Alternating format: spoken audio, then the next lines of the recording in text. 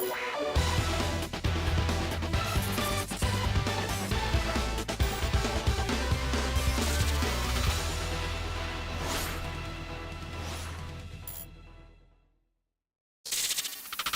everyone, how are you doing? This is MD Tech here with another quick tutorial. In today's video, I'm going to show you guys how to fix internet connection problems you're experiencing on your Windows 10 device.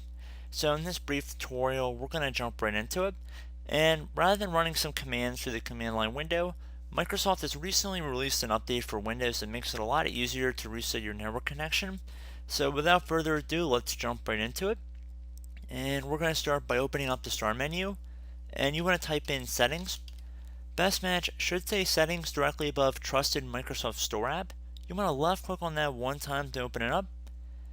And now you want to left click on the Network and Internet tile. Now you want to make sure you're underneath the status option on the left side here, and then you want to proceed to scroll down using the scroller on the right until you get to Network Reset.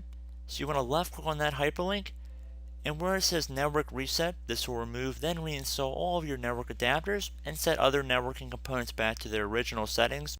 You might need to reinstall other networking software afterwards, such as VPN client software or virtual switches. Your PC will be restarted.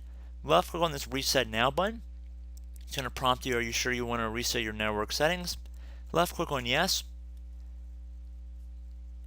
Now at this point, you're going to be patient. It might ask you to restart your computer, and once it says you're about to be signed out, you can click on Close here, restart your computer, and you should be good to go.